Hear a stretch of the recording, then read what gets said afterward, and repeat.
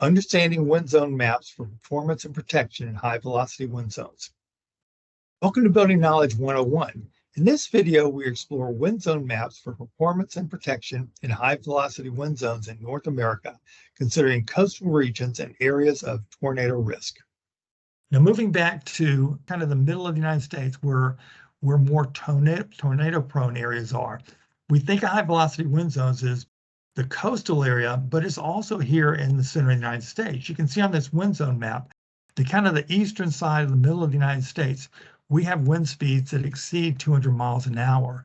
The coast is what we're thinking about as prone for hurricanes, but this dark area here in this wind load map is where we're prone toward tornadoes. And we're all very familiar with the amount of damage that can be done by tornadoes.